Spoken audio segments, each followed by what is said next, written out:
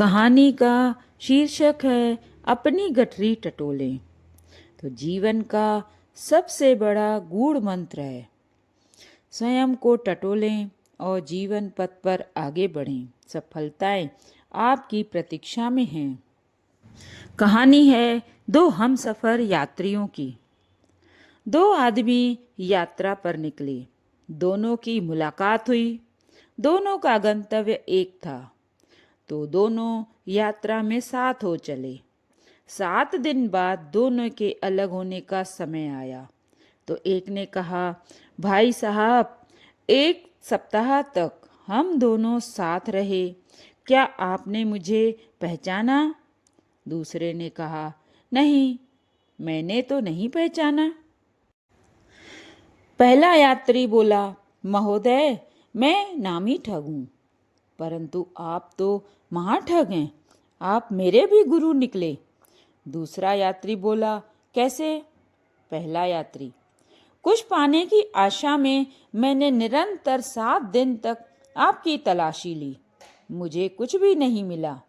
इतनी बड़ी यात्रा पर निकले हैं तो क्या आपके पास कुछ भी नहीं है? बिल्कुल खाली हाथ हैं। दूसरा यात्री, मेरे पास एक बहुमूल्य हीरा है और थोड़ी सी रजत मुद्राएं भी हैं। पहला यात्री बोला, तो फिर इतने प्रयत्न के बावजूद भी मुझे वह मिले क्यों नहीं?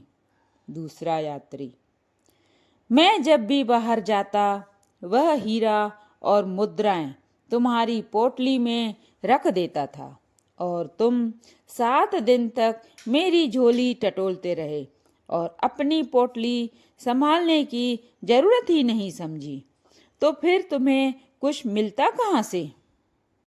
ईश्वर नित्य नई खुशियाँ हमारी झोली में डालता है, परंतु हमें अपनी गठरी पर निगाह डालने की फुर्सत ही नहीं है।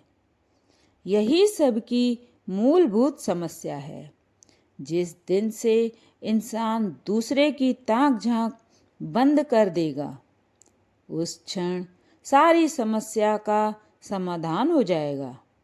इसलिए सबसे पहले अपनी गठरी संभालें। पहले अपनी गठरी खोलकर देखें, कहीं बहुमूल्य हीरे अपनी गठरी में ही तो नहीं। इसलिए अपनी गठरी टटोलें।